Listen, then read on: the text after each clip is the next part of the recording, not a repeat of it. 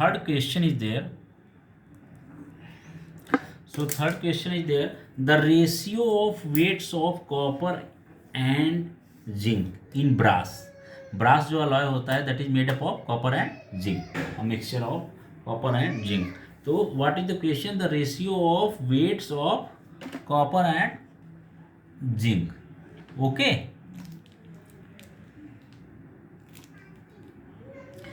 In brass alloy, brass का alloy जो है is 13:7. It means if 13 in ratio that is copper, तो 7 is what? Zinc.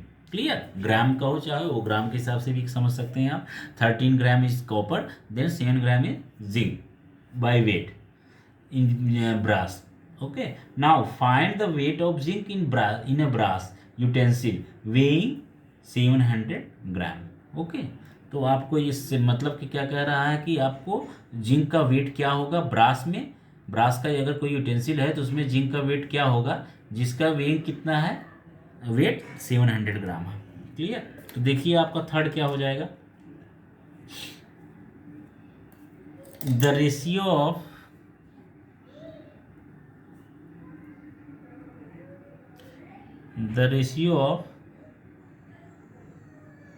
The weights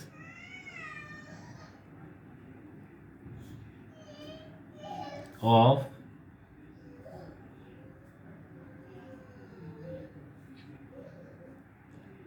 copper and zinc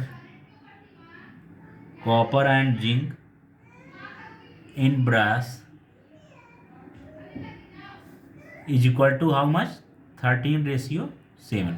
Clear. The ratio of the weight of copper and zinc in brass is equal to what? 13:7. So therefore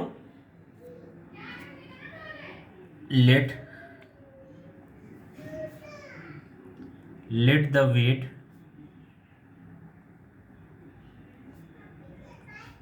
weight of copper be 13x. Clear. Then the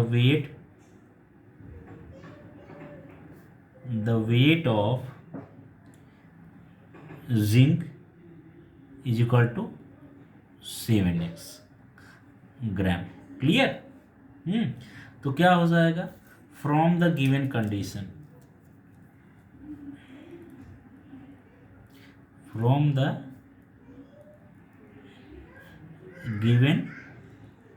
condition, क्योंकि ये आपका x में क्यों माना जाएगा, ये आप जानते हो. In ratio question there are 13:7. Okay. तो आप x माना जाता है because 13:7 it is given a ratio. तो ऑलवेज हम x की में लेते हैं, x मल्टीपल कोएफिशिएंट. ओके. तो हम इससे लेते हैं, मतलब जैसे कि क्या हो गया 13x एंड इसका क्या हो गया 7x. रेशियो रिलेटेड क्वेश्चन हम ऐसे ही सॉल्व करते हैं. तो x जो है मल्टीपल कोएफिशिएंट मल्टीपल ले लेते हैं हम, because 13/7 is the ratio, not the actual number. Actual इतना नहीं है कि 13 ग्राम है और 7 ग्राम में मिला के हो गया 20 ग्राम हो गया, ऐसा तो कुछ नहीं है. ठीक है ना. बट हाँ कि अगर 13 ग्राम होगा तो ये 7 ग्राम होगा. 13 की रेशियो में अगर ये 13 2 जा 26 ग्राम होगा तो weight of zinc will also 7 2 जा 14 ग्राम होगा. इसलिए यहाँ पे x मान लिया जाता है in ratio related question. Okay. This is the method to solving the ratio related question. Okay. So then after क्या हो जाएगा. From the given condition what will be there. 13x plus 7x is equal to what. 13x plus 7x दोनों अगर मिला दिया जाए, okay, weight of copper and weight of zinc, then they are forming what? This. तो weight of copper will be there. Okay. Sorry brass में, brass का कितना है 700 ग्राम.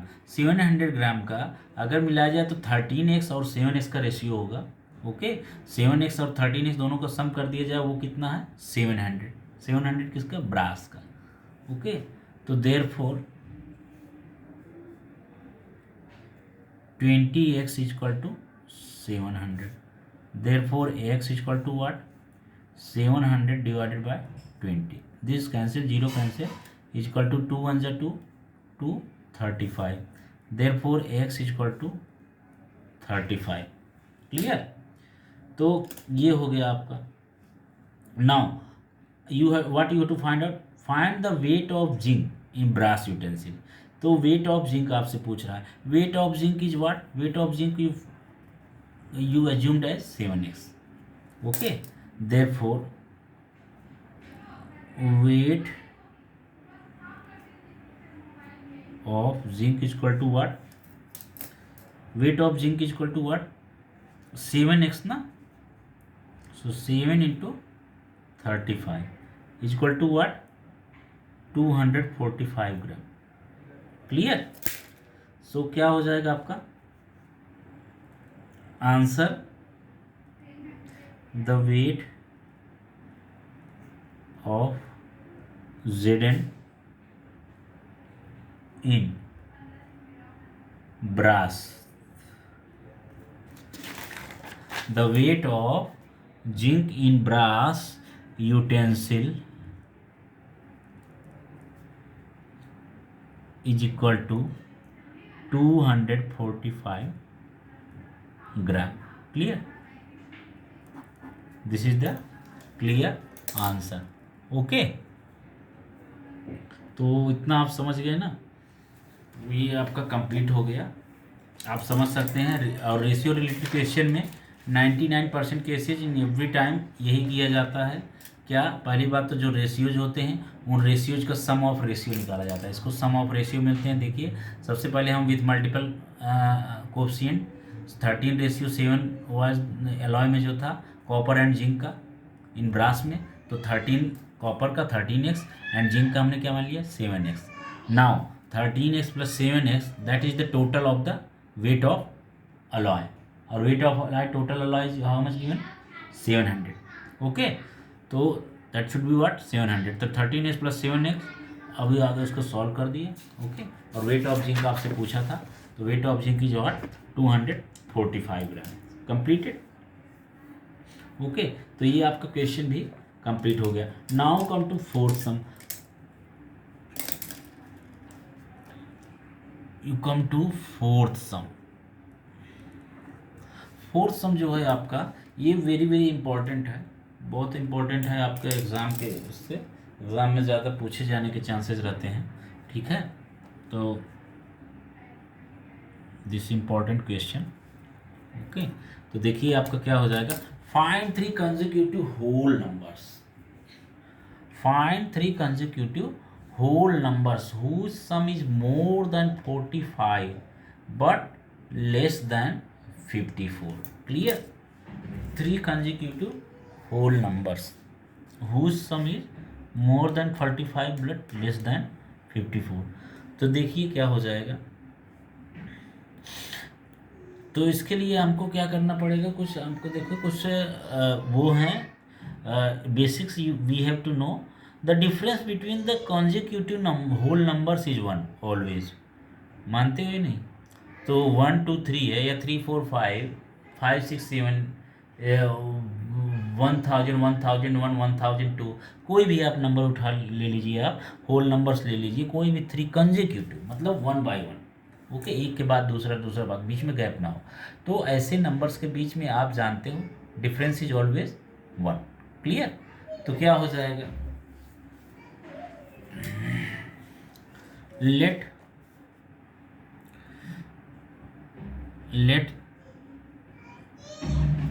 the 3 consecutive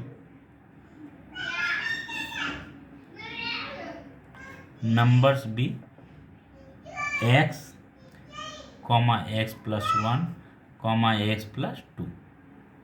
ओके, तो you are getting these 3 consecutive numbers. हो गया आपका ना। फिर उसके बाद देखिए क्या हो जाएगा, these sum of these is more than 45। Clear? तो क्या हो जाएगा, now sum of these, so x plus 1 plus x plus 2। Okay, that is what greater than 45। Clear? So therefore x plus x plus x, so 3x plus 2 plus 1 3 is greater than 45. Clear? Therefore 3x is greater than 45 minus 3. Therefore 3x is greater than 42. Clear? Therefore x is greater than 42 upon 3.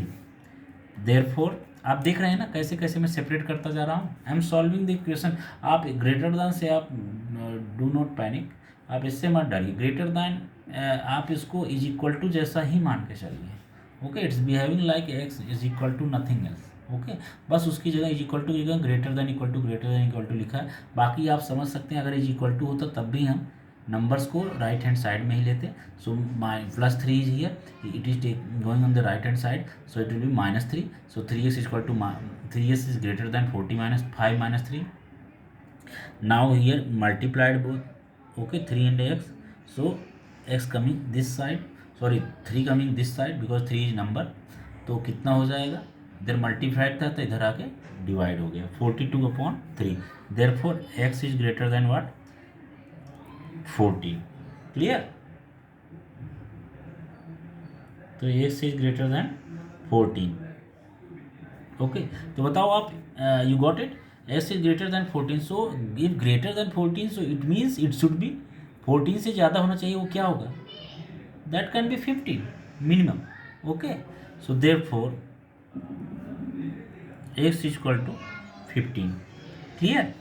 And x plus 1 is equal to what, so x plus 1 is equal to what, 15 plus 1 is equal to, you got 16. And x plus 2 is equal to what, 15 plus 2, you will got how much, 17. Okay, तो ये आपको तीनों numbers मिल गए, 15, 16, 17. Clear? So answer numbers are is equal to 15, 16, 17. These are more than 45. Some of these are what, more than 45 and less than 54. If you add these, so 15 plus 16, that is what, 31. 31 plus 17, 31 plus 7, 38, 38 10, 48. So it is more than 45 and less than 54 also. Clear? So you got the answer. ये एक आपका हो गया, लेकिन ये एक method से हुआ. ठीक है, बिकॉज ये आपका हो गया. अभी ये फर्स्ट वाले कंडीशन से हुआ, ग्रेटर देन 45 से. अभी ये, सॉरी, ये आपको एक बात बता दे रहा हूँ, ये आंसर नहीं है. नंबर्स आर व्हाट, 15, 16, 17, ये आपका ग्रेटर देन 45 से होगा. नाउ द अदर कंडीशन है आल्सो, आपको उसके आगे करना, because means you will get 2 answers of this sum. Clear? You will get 2 answers of this sum. One answer you will get by the first condition, that sum of these 3 consecutive numbers should be what, greater than 45. And the other condition is also given, don't forget this, that other condition is what, that sum of these 3 consecutive numbers is what, less than 54. अब उसके बाद आप second condition आप देखिए कैसे पाओगे.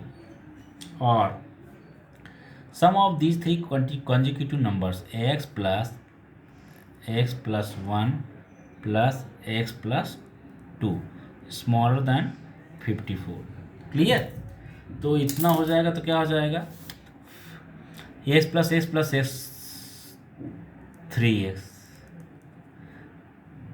plus 2 plus 1, that is what, 3, smaller than 54, implies that 3x is smaller than 54 minus 3. Okay, so 3x is smaller than 51. X is smaller than 51 divided by 3. X is smaller than 17. Clear? So x is smaller than 17, so it implies that x is equal to what, 16. Okay, and x plus one is equal to 16 plus one is equal to 17, x plus two is equal to 16 plus two is equal to 18। Clear. So answer तो आपके दोनों मिल गए। कौन कौन से मिल गए?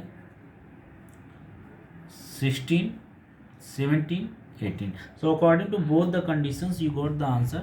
So this will be the final answer. Answer 3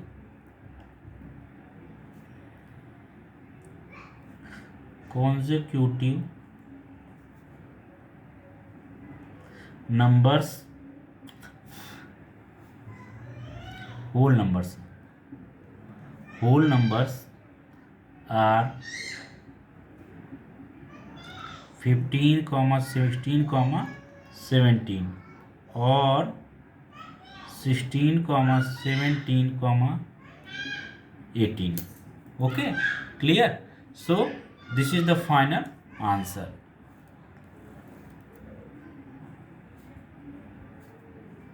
What you got here.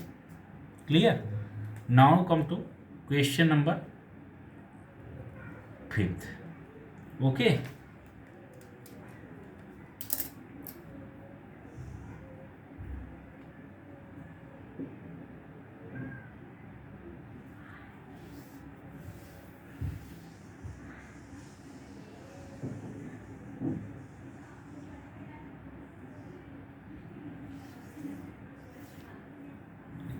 तो देखो 5th सम आपका हो जाएगा